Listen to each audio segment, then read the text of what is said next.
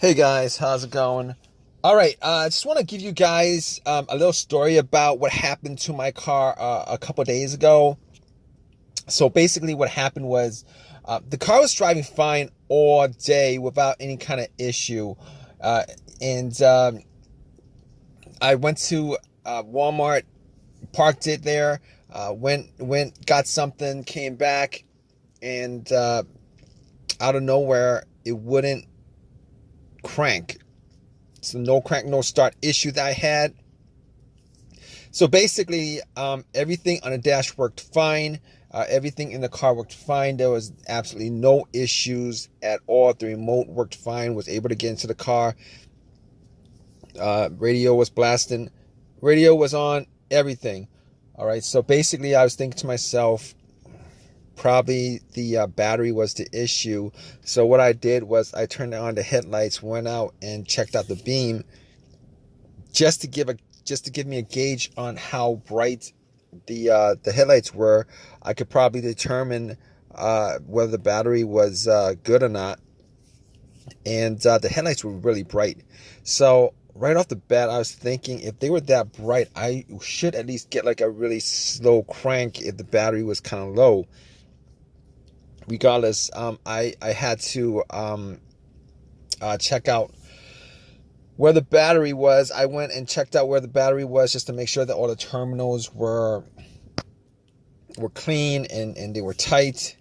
And I noticed that the terminals were a little bit corroded. There was some white bluish stuff on there. So what I did was I took out a bottle of Coke, poured it on the terminals, and was trying to clean it with some paper towels, and was able to clean it pretty good. Now the terminals weren't super tight.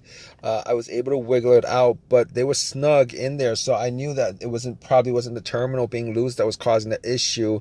And then after I cleaned it up, popped it back on, and tried to start the car, it did the same thing. It wouldn't crank, it wouldn't start. But everything else seemed to be working all right. So at that point, I was thinking to myself, all right, maybe it could be a weak ground wire. If you guys don't know what where the ground wire is, the main ground wire is pretty much the negative terminal, and most of the time it connects to the frame of your car. So I checked it just to make sure there's no corrosion, that it wasn't split or anything like that. There was no issues with it. So what I did after that was I had a battery pack that I bought a couple of months ago, because I had the same situation where I swapped out the battery. I was hoping that it was the battery, even though I swapped it out, considering I could actually just swap it out at Walmart. So I actually put the battery pack on there. It was at 100%. Tried to start it, and still wouldn't start. So at that point, I knew it was probably not the battery. And even though, I didn't think it was the alternator, I could probably just at that point rule out the alternator, because if it was the alternator, the car would have at least slow cranked, or I would have been able to start it. And then once I took the battery pack off, it would have just died out.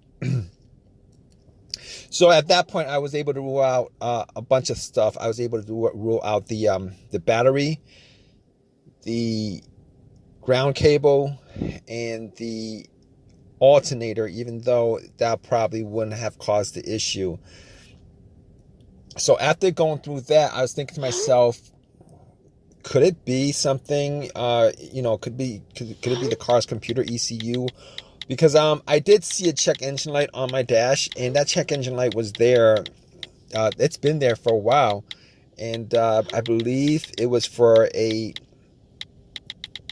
O2 sensor issue. Now, I did have an OBD2 that I bought from Walmart, and it was a $19 OBD2, one of the cheap ones, and I pretty much hooked it on to my OBD port, and try to make sure that I was actually getting a connection between the car's computer and the car itself.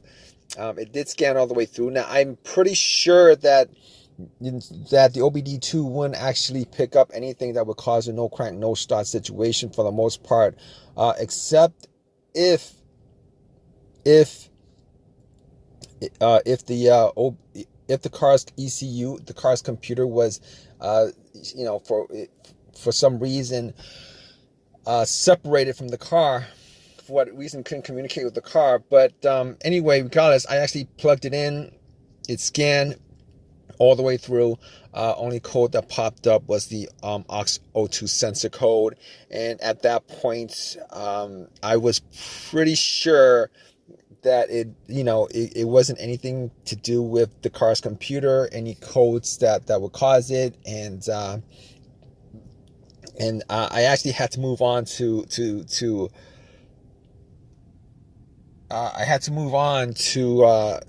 some other troubleshooting outside of that, because that wasn't causing the issue.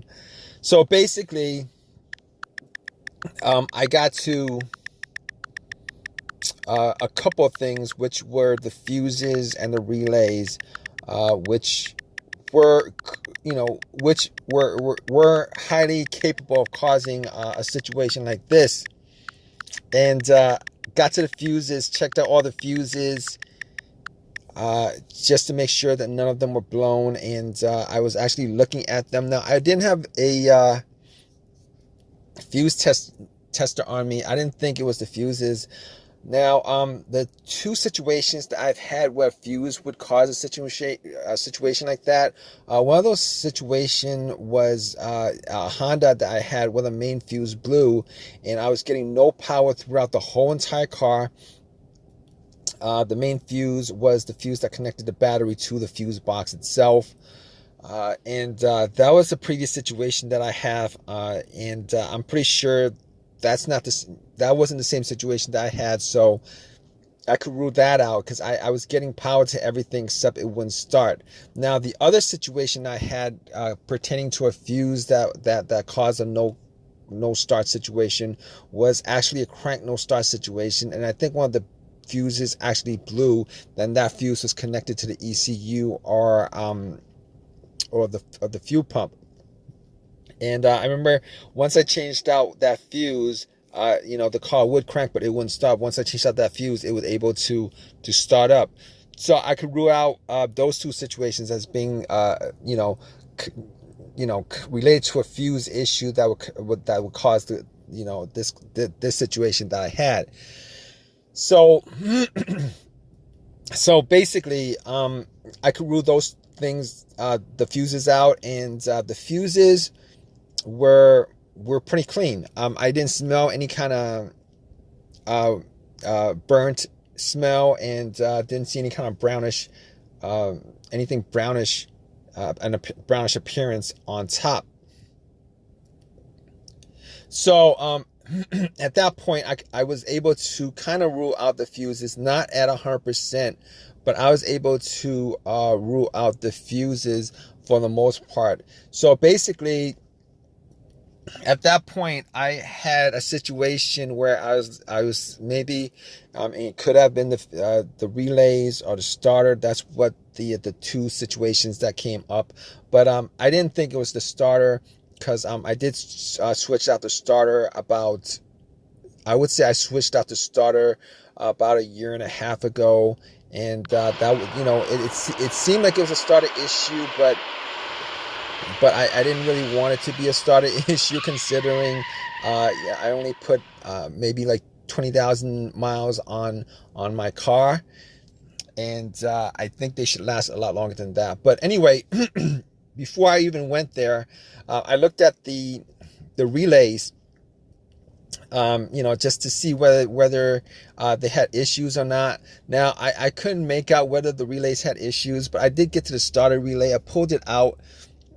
It looked like it was a bit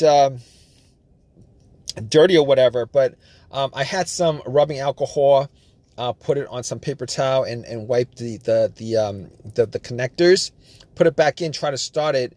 It really didn't do anything. Didn't change up the situation. So I was thinking it was a weird situation, because it would click every time I would I would try to start the car. It would click, but it wouldn't crank. It wouldn't crank at all. Normally when it clicks, it normally means that the relay is working, because that's what the relays do when there's electricity going through, that it clicks to connect the connection, to whatever it's relaying the electricity to. But regardless of that, I actually had another relay that I was able to swap out with that, and I actually was looking for another relay with the same, with a similar relay in the box, and I was actually able to find one. And what I did was I took that relay out, and I swapped it with with the other relay, and I went back and tried to start it, and guess what? Bam! It started up. It worked without a problem, and at that point, I knew that it was the relay that was the problem. All right. So it was a pretty easy fix. I drove to AutoZone, which was within that whole shopping center. Swapped out the relay, and that was like 3 days ago. Haven't had a situation since. I've been driving the car, turning it on, off, for 3 days. Haven't had that situation at all. So just want to give you guys, just gonna give you guys that story of a quick fix that I had of my car. If you guys are in the same situation, you guys watching this video, hopefully you guys have as easy of a fix as I had on my car. You guys have a comment, leave your comment in the comment section. Please give me a thumbs up. Please subscribe. Like I said, if you guys are in the same situation, just go through the steps that I went through as far as trying to figure out, the situation with my car. And, you guys should be good as far as troubleshooting and diagnosing your particular problem. Take care.